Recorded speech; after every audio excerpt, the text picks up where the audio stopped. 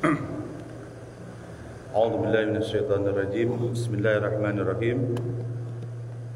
Assalamualaikum warahmatullahi wabarakatuh. Innal hamdalillah nahmaduhu wa nasta'inuhu wa nastaghfiruh wa na'udzu billahi min shururi anfusina wa min sayyiati a'malina. May yahdihillahu fahuwal muhtadi wa man yudlil fala hadiya lahu. Asyhadu an la ilaha illallah wahdahu la syarika lah wa asyhadu anna Muhammadan abduhu wa rasuluhu alladzi la nabiyya ba'd. Allahumma shalli wa sallim wa barik ala Rasulillah Sayyidina Muhammadin wa ala alihi wa sahbihi ajma'in. Rabbi shrah li sadri wa yassir li amri wa hlul 'uqdatam min lisani yafqahu qawli. Rabbi zidna ilman warzuqna fahman. Allahumma inna nas'aluka ilman nafi'an wa rizqan thayyiban wa amalan mutaqabbalan. Bismillahilladzi la yadurru ma'asmihi syai'un fil ardi wa la fis sama' wa huwas samiul 'alim. Raditu billahi rabban wa bil islami dinan wa bi Muhammadin sallallahu alaihi wasallam nabiyya wa rasulah. La ilaha illallah wahdahu la syarika lah, lahul mulku wa lahul hamdu wa huwa ala kulli syai'in qadir. Allahumma shalli wa sallim wa barik ala Rasulillah. Subhanallah wa bihamdihi astaghfirullah wa atubu ilaih. Alhamdulillah, segala puji hanya milik Allah. Alhamdulillah, pada di pagi hari ini kita diberikan nikmat besar dan anugerah yang luar biasa bisa melaksanakan rangkaian ibadah yang diperintahkan oleh Allah dan Rasulnya. Siapa yang hadir di pagi hari ini melaksanakan ibadah yang luar biasa, karena di pagi hari ini adalah salah satu waktu yang diulang oleh Allah Subhanahu wa taala, waktu yang disaksikan oleh Allah dan para malaikatnya. Dalam surat Al-Isra, surat 17 ayat 78 itu Allah ketika memerintahkan salat 3 waktu, dalam hadis menjadi 5 waktu, ada satu waktu yang diulang oleh Allah Subhanahu wa taala. Ketika Allah perintahkan aqimis sholata liduluki syamsi ila ghasaqil lail wa qur'anal fajri, tegakkanlah salat malam, siang dan subuh. Tapi di kalimat itu Allah menyampaikan inna qur'anal fajri kana mashuda. Sesungguhnya di waktu pagi itu Allah menyaksikan dan para malaikat berkumpul melihat para hamba Allah yang hadir di pagi hari ini. Maka kalimat yang harus dibangun sebetulnya dalam rasa syukur kita kepada Allah Subhanahu wa taala itu, jadilah pemenang di waktu pagi. Makanya para santri masih muda nih harus menjadi pemenang di waktu pagi, berlatih setiap ketika masih muda ini menjadi pemenang-pemenang di waktu pagi. Siapa mereka yang menjadi pemenang di waktu pagi itu? Yang dia bisa hadir di waktu-waktu yang sangat istimewa yang Allah berikan kepada kita semua. Siapa yang tadi hadir sujud dan ruku melaksanakan salah satu amalan yang menjadi afdalul amal yang setelah sholat wajib, yaitu adalah sholat malam, sholat tahajud, dirangkai dengan membaca Al-Quran, dirangkai dengan beristighfar menjelang subuh, lalu sholat subuh berjamaah ke masjid, setelah itu duduk mendengarkan apa yang disampaikan Allah dan Rasulnya, lalu nanti ditutup dengan doa, dengan sholat imtidhar, sholat syuruk, sholat syuruk, sholat doa di awal waktu. Maka Rasulullah SAW dalam hadisnya itu, mereka adalah yang mendapatkan pahala haji dan umroh. Jadi orang yang sekarang kalau mau umroh itu luar biasa ya, mahal, harus punya waktu. Tapi ternyata Rasulullah sudah menyiapkan ketika kita setiap pagi hadir di rangkaian ibadah yang diperintahkan Allah dan Rasulnya, dan pada saat itulah kita mendapatkan yang namanya pahala haji dan umroh tamatan, sempurna. Makanya kalau nanti pada di akhir kegiatan ini masih ada kita bisa melaksanakan ibadah sholat sunnah syuruk 2 rakaat, Semoga kita mendapatkan yang disebut pahala, yang disebut haji dan umrah. Amin ya rabbal alamin. Hadirin yang berbahagia, yang kedua kita sampaikan penghormatan yang luar biasa. Salawat dan salam semoga tercurahkan kepada junjungan kita Nabi besar Muhammad sallallahu alaihi wasallam, kepada keluarganya, kepada para sahabatnya, dan semoga kepada kita semua selaku umatnya yang selalu memuliakan dan mencintai beliau. Bersolawat ini menjadi salah satu perintah, menjadi salah satu ibadah yang harus kita hadirkan dalam lidah kita. Pada saat tadi ketika berangkat dari rumah, ya, mau menuju masjid, bisa membaca istighfar, bisa membaca solawat kepada baginda Rasulullah. Perbanyaklah membaca solawat, karena itu adalah perintah dari Allah dan Rasulnya. Dan semoga ketika kita selalu bersolawat kepada Rasulullah, mengingatkan kepada kita semua bahwa semua amalan yang kita lakukan di dunia ini adalah sumber daripada segala sumber adalah baginda kita Rasulullah sallallahu alaihi wasallam. Qudwatu fil hayah, contoh dalam hidup yang menjadikan kita narasumber dalam hidup, contoh hidup itu adalah baginda Rasulullah.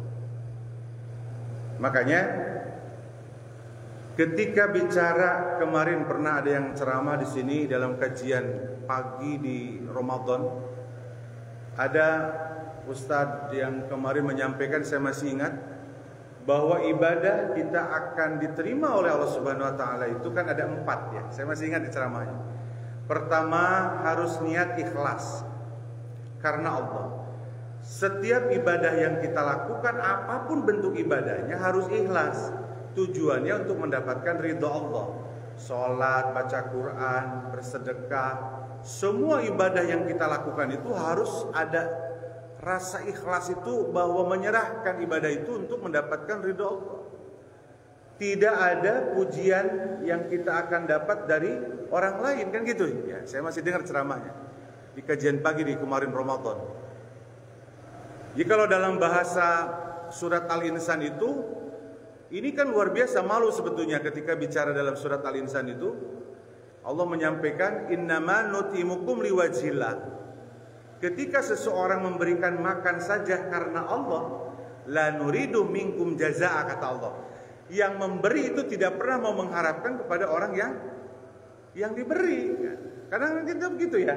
Kalau pingin udah ngasih, pingin dikasih lagi.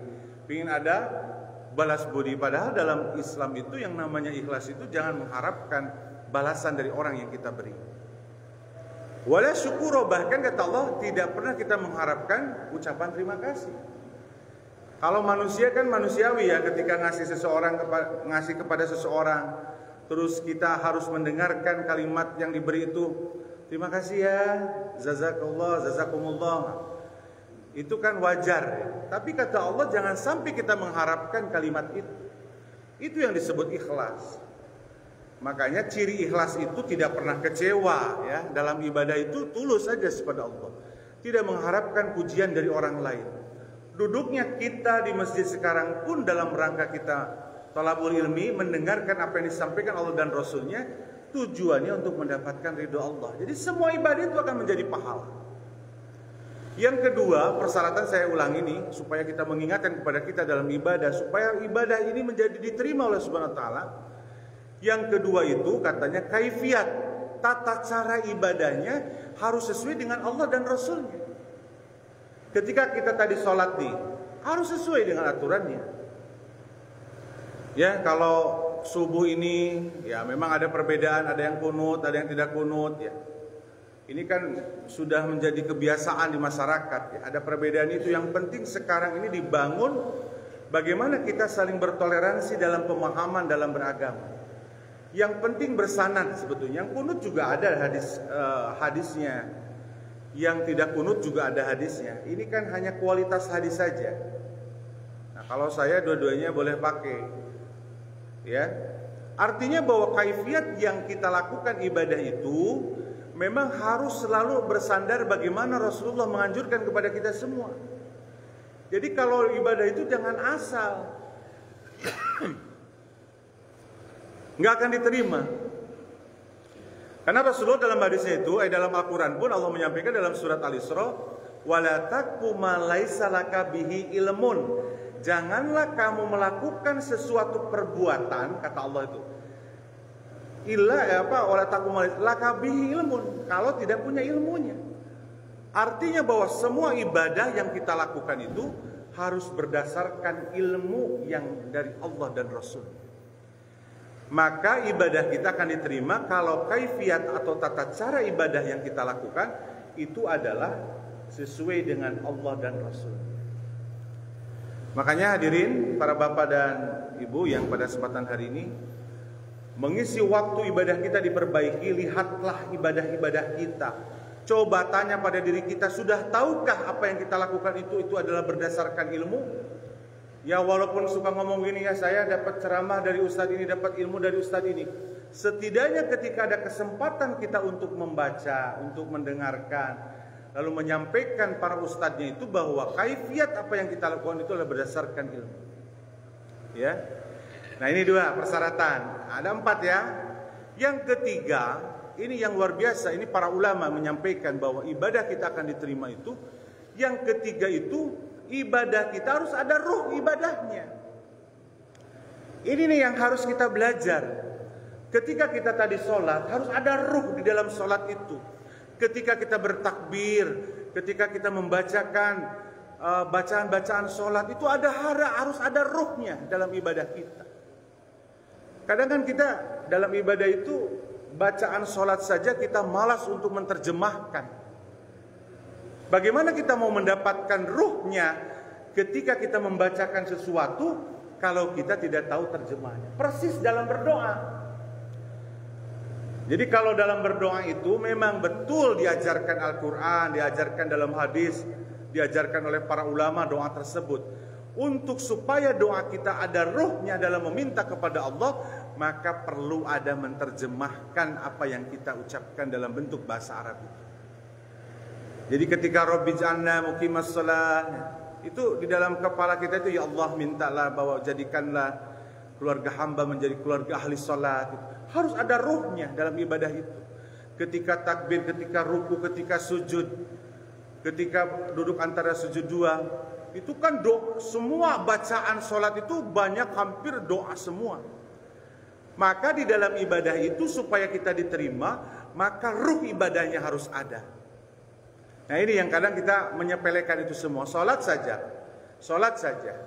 Makanya sholatnya itu tidak berdampak. Nanti yang keempat, ibadah kita akan diterima. Setiap ibadah, baik sholat, bacaan Quran. Yang keempat, tadi harus ada ruh dalam membacanya, ruh dalam melaksanakan. Yang keempat, harus berdampak pada diri kita ibadah itu.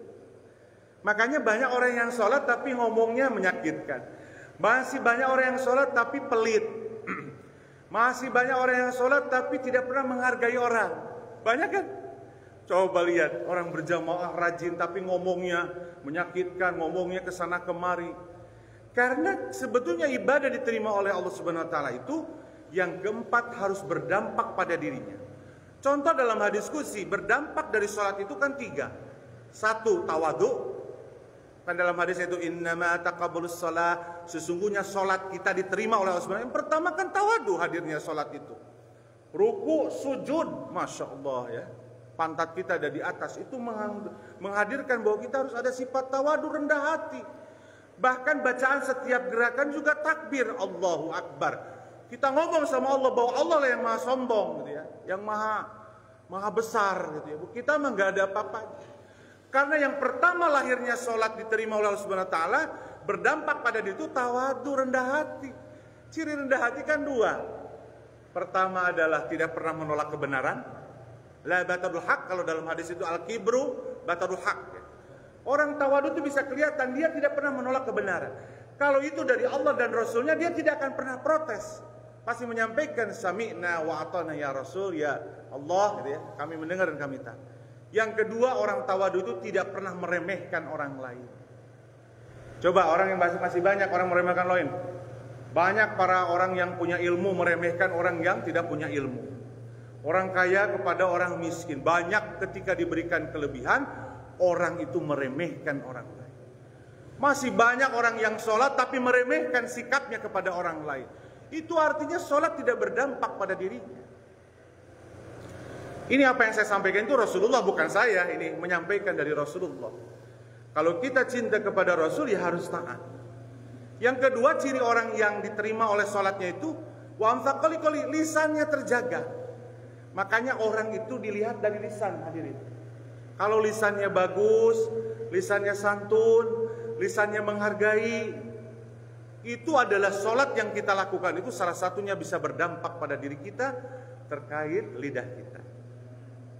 Dan yang terakhir dalam sholat itu, sifat dalam hadis qudsi itu bahwa orang disebut diterima berdampak sholat itu adalah warahimal miskin, kata Rasulullah dalam hadis qudzinya. Allah menyampaikan bahwa lahirnya sholat itu adalah rasa kasih sayang pada diri kita. Ini yang harus kita lihat pada diri kita. Makanya saya masih ingat ceramahnya pada saat itu Ustadz menyampaikan bahwa ada 4 hidup ini atau ibadah kita akan diterima Allah Subhanahu wa taala. Makanya mudah-mudahan setelah Ramadan kemarin ibadah kita diterima oleh Subhanahu wa taala. Ya, taqabbalallahu minna wa minkum, kan. Salah satunya adalah semoga Allah mengabulkan ibadah kita, mabrur kita, baik kita ataupun kita semua. Nah, salah satu yang harus diperbaiki setelah Ramadan ini, latihan di Ramadan, ada 4 yang pesan dari para ulama dan dari Rasulullah SAW bahwa kita diterima ibadah kita. Hadirin yang berbahagia, pada kesempatan hari ini saya akan menyampaikan apa yang disampaikan oleh Allah dan Rasul-Nya terkait amalan-amalan ibadah yang harus kita pertahankan setelah Ramadan.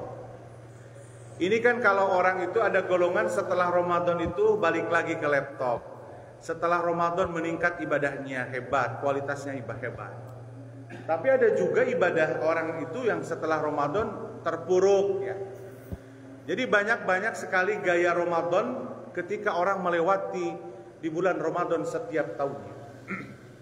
Makanya Rasulullah pesannya itu di dalam hadisnya itu kam soimun, rubba soimun. Banyak orang yang berpuasa tapi dia tidak mendapatkan dari puasa tersebut. Dia hanya ikut-ikutan lapar dan dahaga saja. Karena kalau buka di tempat umum kan malu. Walaupun kemarin sudah banyak batalnya itu sudah tidak pada malu gitu ya. Yang bagus itu adalah yang mereka mendapatkan hidayah Ramadan sehingga amalan-amalan di setelah Ramadan itu dia dipertahankan. Nah, ini saya akan menyampaikan aja ibadah apa saja yang perlu kita pertahankan. Yang pertama adalah saumnya itu, puasanya. Rasulullah, Allah dan Rasulnya memerintahkan ibadah puasa itu ada puasa wajib, ada puasa sunnah. Nah, di dalam kesempatan ini saya akan menyampaikan apa yang Rasulullah sampaikan kepada kita semua, bahwa puasa di bulan-bulan setelah Ramadan itu ada puasa yang memang puasa ini tidak diperdebatkan. Ini saya menyampaikan puasa yang tidak diperdebatkan. Karena ada beberapa puasa yang diperdebatkan, pemahaman ini boleh, pemahaman ini nggak boleh. Saya nggak sampaikan. Kalau yang saya sampaikan ini adalah puasa yang semua sepakat bahwa puasa sunnah ini adalah sudah sepakat, hadisnya sahih, dan para ulama 4 mazhab pun itu merestui atau istilahnya menyampaikan bahwa ini adalah puasa sunnah. Yang pertama, yang amalan yang harus dipertahankan setelah Ramadan itu adalah puasa sunnah. Yang pertama adalah puasa Syawal, ya. Puasa Syawal ini di dalam hadis riwayat Muslim, hadisnya itu sahih dan ini menjadi dasar kita. Orang melaksanakan ibadah puasa Syawal setelah Ramadan itu adalah 6 hari. Bismillahirrahmanirrahim. Dari Abi Ayyub Al-Ansari, Rasulullah SAW bersabda, "Man shoma Ramadan, barang siapa yang puasa di bulan Ramadan, tsumma taba'ahu sittan min Syawal," katanya, lalu menyambungnya dengan 6 hari di bulan Syawal, kana kasyamad dahri, seperti puasa sepanjang tahun. Nah, ini dalam masalah melaksanakan 6 hari di bulan Syawal ini ada beberapa teknis perbedaan. Ada satu golongan atau satu kelompok yang langsung setelah 1 Syawal tanggal 2-nya dia puasa, seperti di Jawa ya. Kalau di Jawa itu ada lebaran kedua kan, lebaran ketupat kedua. Jadi pada saat setelah lebaran dia puasa 6 hari, lebaran lagi gitu ya. Ini luar biasa, budaya yang bagus di Jawa. Tapi apakah boleh tidak seperti itu? Boleh ya. Ini kan perbedaan. Yang penting kita belajar bagaimana ketika Rasulullah, bahwa puasa yang setelah Ramadan itu yang pertama yang dikenalkan oleh Rasulullah itu adalah puasa di bulan Syawal, dan bonusnya adalah mereka mendapatkan pahala puasa sepanjang tahun. Masya Allah ya. Ini kesempatan ini saya hanya menyampaikan ya apa yang disampaikan oleh Rasulullah SAW. Hadisnya riwayat Muslim dan hadis yang lain banyak terkait masalah ini. Yang kedua, puasa yang diperintahkan yang harus kita laksanakan, artinya bahwa apa yang dipertahankan ibadah setelah Ramadan itu adalah satu, belajar puasa. Ini saya juga kadang puasa teh ya, godaannya luar biasa. Yang kedua puasa Senin Kamis. Hadisnya riwayat Ibnu Majah, An-Nasa'i dan banyak yang mensahihkan hadis ini dari Aisyah radhiyallahu anha. Rasulullah mengatakan, inna Rasulullah sallallahu alaihi wasallam kana yataharra siyama al-itsnaini wal khamis. Rasulullah sallallahu alaihi wasallam biasa menaruh pilihan berpuasa. Jadi Rasulullah itu senang ya, berpuasa itu di hari Senin dan Kamis. Makanya para santri belajar Senin Kamisnya. Hari ini sudah belajar puasa Syawal ya. Kemarin Abdullah menyampaikan puasa Syawal kemarin dilakukan oleh para santri. Belajar dari masih muda ini untuk melaksanakan ibadah saum, supaya bahwa kita mempertahankan ibadah pada saat setelah bulan Ramadan. Ini yang sulit ya. Dalam hadis riwayat At-Tirmidzi banyak sekali Rasulullah mengatakan berbagai amalan di hadapan Allah. Di sini kalimatnya berbagai amalan di hadapan pada Allah, dihadapkan pada Allah itu di hari Senin dan Kamis. Maka aku suka jika amalanku dihadapkan sedangkan aku sedang berpuasa. Di hadis ini menyampaikan bahwa di hari Senin dan hari Kamis itu salah satu amalan yang diberikan kepada Allah. Maka pada saat ketika amalan dihadapkan kepada Allah, Rasulullah lebih senang pada saat ketika dia berpuasa. Bahkan secara herbalis dan medis, bahwa ternyata usus kita itu kalau istirahat dalam 1 bulan itu adalah 8 hari, itu sudah bagus sebetulnya. Jadi 12 jam lebih setiap hari Senin Kamis, seminggu 2 kali, kalikan 4 berarti kan 8 hari. Makanya orang yang bisa mempertahankan ibadah saum setelah Ramadan ini dengan melaksanakan puasa sunnah Senin Kamis, wah mantap berarti. Alhamdulillah, berarti riyadhah, latihan di bulan Ramadan, tarbiyah di bulan Ramadan, berarti kita sukses. Ini yang saya juga masih menguatkan bagaimana supaya kita bisa melaksanakan ibadah saum itu. Berikutnya yang ketiga, ini saya hanya menjelaskan puasa sunnah yang tidak berdebat. Yang ketiga, ada perintah dari Rasulullah SAW dalam hadis itu, puasa setelah Ramadan itu, puasa sunnah itu yang sangat sahih hadisnya itu adalah puasa pertengahan bulan. Kalimatnya ayamul bid atau puasa mutih katanya ya di masyarakat itu. Ini dari Abdullah bin Amr. Puasa itu yang 3 hari dalam hadis Bukhari, saumu thalathati ayamin saumu dahri kullihi, kata Rasulullah. Puasa pada 3 hari setiap bulan itu adalah puasa sepanjang tahun, bayangkan. Ini hadisnya umum. Jadi pendapat ketika kalau mau bawa hadis ini nggak ada tanggalnya. Pokoknya dalam 1 bulan 3 hari aja berturut-turut. Boleh.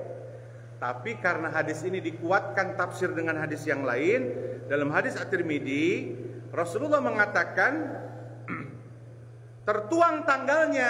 Nah, ini yang menjadi dasar di kalender-kalender Islam itu. Ini puasa Ayyamul Bid pertengahan 13, 14, 15 gitu ya. Makanya ada orang yang selalu kalendernya itu sudah ditandain karena kalendernya adalah bulan Hijriah.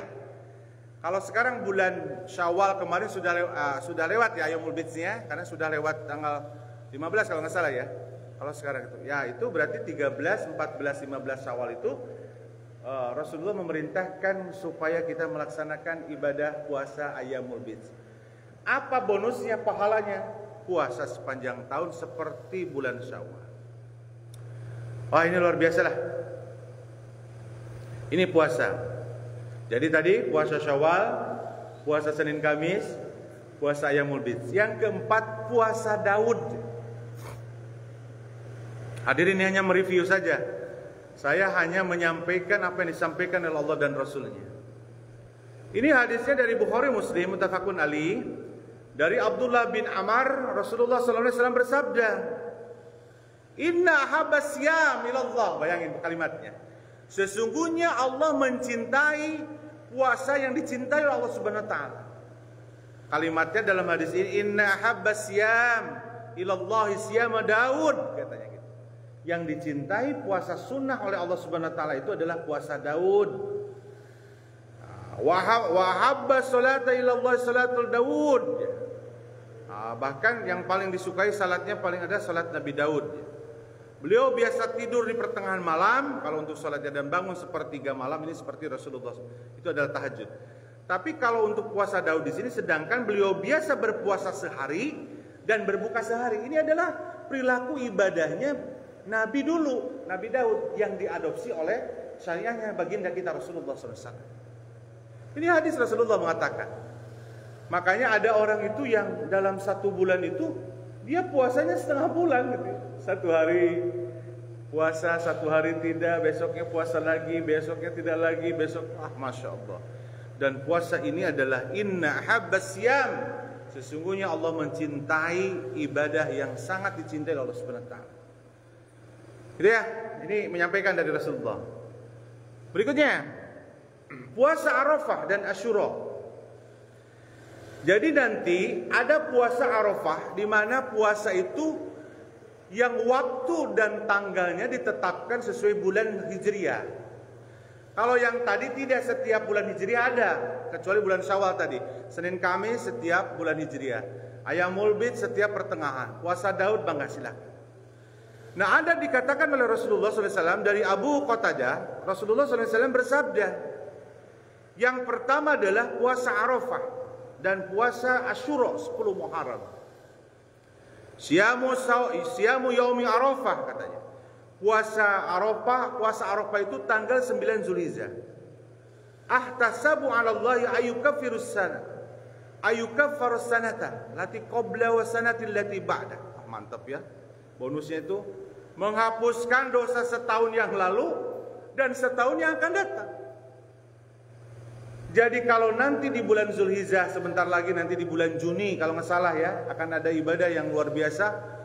Zulhijjah ini adalah bulannya haramnya, bulan yang dimuliakan oleh Allah Subhanahu wa taala setelah yang 4 bulan itu. Salah satu ibadah yang terbaik dan Allah mencintainya pada saat di bulan Zulhijjah itu adalah puasa Arafah dan Idul Kurban. Nanti kita akan bahas di pekan Ahad terkait masalah ibadah kurban. Rasulullah mengatakan siapa yang berpuasa di tanggal 9 saja. 9 itu 9 yang sudah ditetapkan nanti tanggalnya. Karena kadang suka beda ya. Tahun kemarin aja beda Idul Adha-nya. Ada yang hilal global, ada yang memang hilalnya sesuai dengan daerahnya. Jadi kemarin itu Idul Adha beda waktunya. Ya manalah yang penting kita yakini. Kalau mau ngikutin Mekah ya silakan. Tanggal 9-nya kapan? Ketika Arafah itu ya, sedang haji itu di padang Arafah.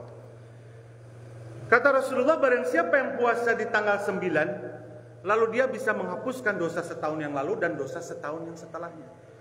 Nah, adapun ada orang saya mau puasa dari tanggal 1, itu dengan pertimbangan bahwa ibadah di bulan haram itu dilipat gandakan. Jadi kalau mau berpuasa silakan, mau baca Quran silakan, dilipatkan di bulan Zulhijjah. Tapi hadis yang sahih yang saya bawa ini tidak ada perbedaan ya. Kalau yang dari tanggal 1 ada perbedaan di pemahaman ulama. Ada orang yang mengatakan bahwa pertama boleh dari tanggal 1 puasa sampai tanggal 9. Tapi ada juga yang memperbanyak puasa sunnah di bulan Zulhijjah. Dua-duanya mangga silakan. Enggak usah berdebat, yang penting kita puasa gitu ya. Tanggal 9-nya utama. Yang kedua, puasa Asyura. Puasa Asyura itu Rasulullah mengawasiyamu yaumi Asyura ya. Dan apabila kita berpuasa di hari tanggal 10 Muharram, maka akan menghapuskan dosa setahun yang lalu. Luar biasa nih. Muharram itu setelah Zulhijjah. Ya, Zulhijjah, Muharram tanggal 1446 Hijriah nanti. Pada tanggal 10 Muharram itu Rasulullah memerintahkan puasa, dan ketika kita berpuasa itu menghapuskan dosa setahun yang kemarin. Jadi kalau nanti tanggal 9 Zulhijjah kita puasa, tanggal 10 kita puasa, double itu Allah hapuskan dosa kita. Ya, makanya alhamdulillah ya. Ini kalau kita nggak masuk surga, aduh kebangetan ya. Karena banyak ibadah-ibadah yang menghapus dosa. Sholat 5 waktu menghapuskan dosa antar sholat. Setiap Jumat ke Jumat menghapuskan dosa. Setelah Ramadan ke Ramadan menghapuskan dosa. Puasa-puasa sunnah menghapuskan dosa kita.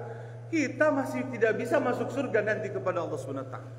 Walaupun masuk surga itu bukan karena amal soleh, tapi karena Allah memberikan anugerah kepada kita, bonus bagi orang yang patuh dan taat kepada Allah dan Rasul. Ini nih, hati-hati ya tanggal nanti itu puasa ini, ya. Nah, adapun di puasa Asyura, ada yang dari Muharram, ada yang mengatakan saya mah puasanya mau dari tanggal 1 Muharram. Mangga, karena Muharram ini salah satu ibadah yang sangat dimuliakan. Kan yang dimuliakan itu Zulqaidah, Zulhijjah, Muharram, dan Rajab. Jadi 4 bulan itu dimuliakan. Kalau kata Quran dalam surat At-Taubah surat 9 ayat 36 kalau nggak salah, bahwa 4 bulan ini yang dimuliakan oleh Allah Subhanahu wa taala, barang siapa yang beribadah di bulan 4 bulan ini, Rajab, Zulqaidah, Zulhijjah dan Muharram, maka semua ibadahnya dilipatkan. Jadi kalau ada orang yang memperbanyak saum, bagus. Memperbanyak baca Quran, bagus. Memperbanyak sholat sunnah, bagus. Karena pada bulan 4 haram itu dimuliakan dan dilipatkan gandanya. Nah, disinilah puasa Asyura itu ada perbedaan di dalam pelaksanaan. Ada orang yang puasa itu dari tanggal 1. Mau jangan berdebat ya. Yang berdebat itu adalah belum bisa menerima perbedaan dalam masalah ibadah.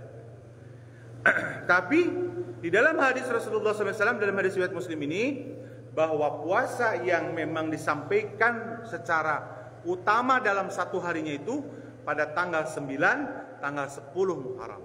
Nah, di tanggal 10 Muharram itu memang ada hadis lain yang hadis Rasulullah, walaupun Rasulullah tidak melaksanakan itu, karena hadis itu keluar setelah Rasulullah meninggal. Pada saat itu setelah mengeluarkan hadis itu Rasulullah meninggal, tidak melaksanakan. Jadi Rasulullah menyampaikan bergandenglah satu hari dari tanggal 10 itu. Jadi boleh tanggal 9, boleh tanggal 10, atau tanggal 10 atau tanggal 11 Muharram, mangga. Tapi kalau berat 2 hari, satu saja tanggal 1 Muharram, ya. Makanya alhamdulillah hadirin, puasa inilah yang saya sampaikan dari Rasulullah SAW, bahwa puasa setelah Ramadan yang Rasulullah sampaikan kepada kita semua itu ada 7, dan 7 puasa ini tidak ada perdebatan. Kalau puasa-puasa yang lain itu masih ada pendapat yang lain. Seperti contoh ada orang yang puasa wedal ya, ada puasa di hari lahir, itu saya nggak bahas ya, karena itu ada perdebatan. Ada puasa lagi apa? Puasa di bulan Rajab ya, itu ada perbedaan. Ada puasa dan seterusnya. Semua itu adalah mangga menyesuaikan dengan apa yang sudah disampaikan ilmunya kepada gurunya. Tapi yang jelas 7 puasa yang saya sampaikan dalam kesempatan ini, semua 4 mazhab, semua para ulama tidak pernah menyangkal daripada puasa ini. Karena yang lain masih ada perdebatan ya, dan perdebatan itu tidak perlu harus diperdebatkan, dan apalagi sampai kita saling menyalahkan sehingga kita putus silaturahim di antara ukhuwah Islamnya. Makanya alhamdulillah ya, kemarin juga dengan Pak Budi beres umroh ya.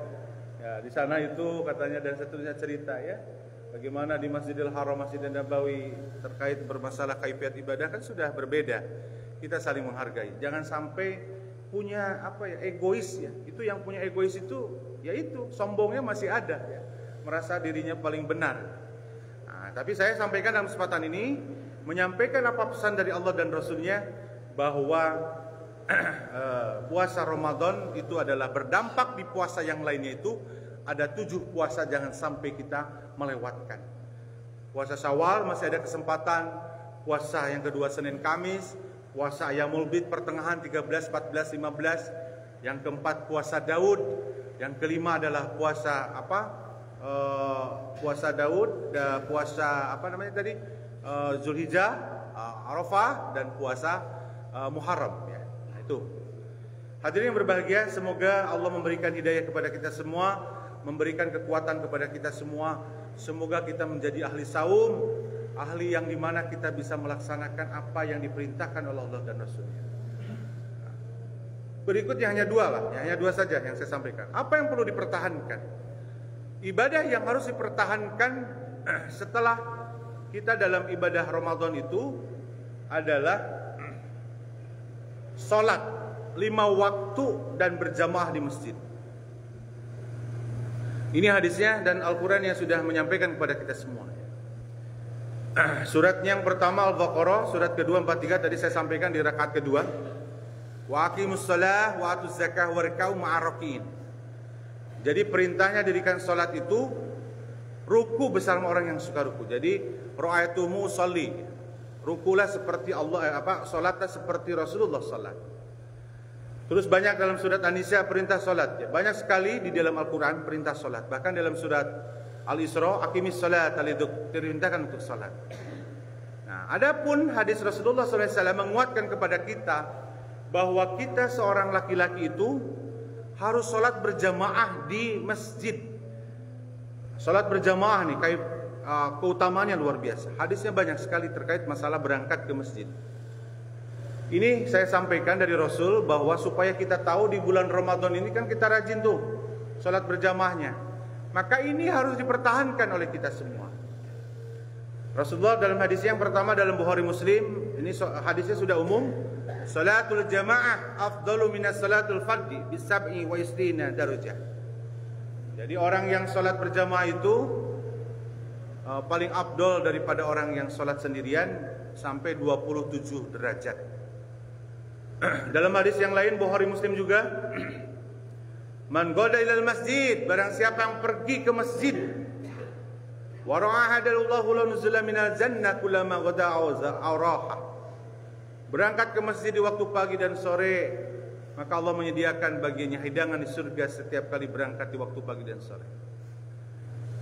Wa idza ra'aytum rajula yata'adu bil masjidi fasadu bil iman. Orang yang datang ke masjid itu persaksikan dia punya iman. Banyak sekali hadisnya. Hadirin, pertahankan itu. Makanya bersyukurlah kepada Allah Subhanahu wa taala kita bisa hadir di masjid salat berjamaah. Jangan lupa berdoa setelah salat itu. Pakai doa kita saja. Kalimatnya, ya Allah, kuatkanlah hamba atau selalu saya tetapkan hidayah saya supaya saya selalu berjamaah sholat di masjid. Ucapkanlah setelah sholat berjamaah supaya Allah kuatkan hati kita, supaya kita betul-betul diistiqomahkan dalam menjalankan sholat berjamaah. Karena sholat berjamaah kata Rasulullah, pertama udah diangkat derajatnya, yang kedua adalah Rasulullah menyampaikan bahwa sholat berjamaah itu adalah Allah menyiapkan hidangan yang baik nanti di surga dan spesial surganya, dan Allah menyaksikan bahwa orang yang berjamaah itu di masjid itu orang yang punya iman. Hadirin yang berbahagia, itulah yang harus dipertahankan sholat. Dan yang ketiga sholat yang harus dipertahankan ini karena harus disampaikan adalah sholat qiyamul lail. Jadi jangan sampai sholat tarawih yang biasa kita lakukan di bulan Ramadan, setiap harinya kita sholat sebelum tidur. Kalau tarawih kebanyakan, sholat malam, sholat tahajud di bulan yang lain. Walaupun boleh setelah sholat isya kita melaksanakan qiyamul lail dengan sholat witirnya, itu adalah sesuatu yang menjadi pelajaran bagi kita di bulan Ramadan. Dan sholat itulah yang harus dipertahankan, karena salah satu ciri daripada orang solih, ya, ciri daripada orang solih dan ciri daripada orang ahli surga di dunianya itu sholat tahajud itu menjadi indikator. Dalam surat Az-Zariyat Allah menyampaikan indikator ahli surga kebiasaan di dunianya sholat malam. Dari hadis Rasulullah dalam hadis riwayat Muslim bahwa sholat tahajud itu adalah ciri daripada orang solih.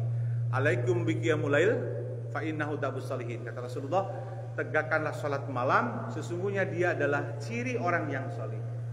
Jadi kalau kita mau standar kita menjadi anak yang solih dan solihah, nah, maka salah satu standar memang berat ini ya, wa innaha lakabirah, sesungguhnya ibadah ini berat ya. Kata dalam Al-Quran itu berat, gak ada yang mudah ibadah itu. Ilal ala khusin, kecuali orang yang khusyuk ya. Kalau yang khusyuk pasti mudah ya, tidak berat. Adalah sholat malam itu fa innahu da'bus solihin, ciri orang yang solih. Tuh saya belum pernah sholat tahajud, jarang ya, belajar bertahap. Mungkin sekarang seminggu sekali, besok taikin seminggu 2 kali, besoknya seminggu 2 kali lagi. Belajar bagaimana kita hadir di ibadah-ibadah di mana sepertiga malam ini menjadi target kita untuk menjadi anak-anak yang solih dan solihah.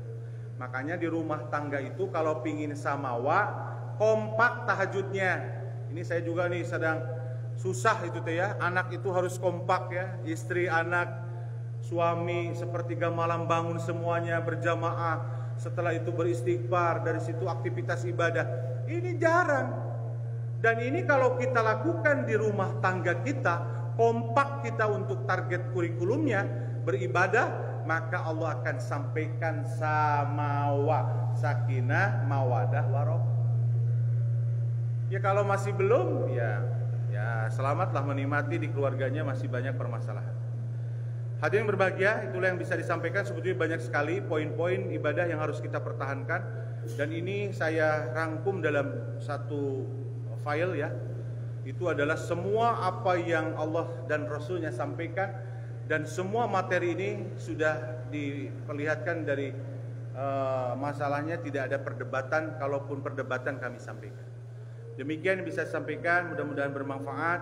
Pada prinsipnya semoga Ramadan yang kita sudah lewati 1445 Hijriah yang kemarin kita lewati, sekarang masih di bulan Syawal, semoga Allah berikan hidayah Ramadan itu kepada kita, istiqomahkan ibadah-ibadah yang ketika pada saat di bulan Ramadan kita melakukan ibadah itu, di bulan lain kita pertahankan, dan kita tingkatkan kualitas ibadah kita apabila dipanggil kita di bulan-bulan setelah bulan Ramadan, lalu kita tidak bisa melewati Ramadan yang tahun nanti, maka kita sudah mendapatkan surganya Allah, karena kita akan diberikan pintu surga Ar-Rayyan. Amin ya rabbal alamin. Tapi kita berdoa kepada Allah Subhanahu wa taala, semoga wabalikna fi Ramadan, semoga kita sampai nanti di bulan Ramadan 1446 Hijriah kita masih bisa masuk pada bulan di Ramadan yang tahun akan datang. Amin ya rabbal alamin.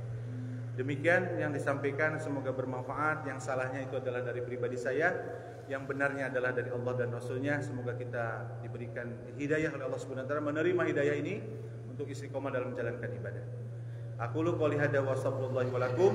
Kita akhiri dengan doa kafaratul majlis. Bismillahirrahmanirrahim. Subhanakallahumma wa bihamdika asyhadu an la ilaha illa anta astaghfiruka wa atubu ilaik. Aqulu qouli hadza wa astaghfirullahi wa lakum. Wassalamu alaikum warahmatullahi wabarakatuh.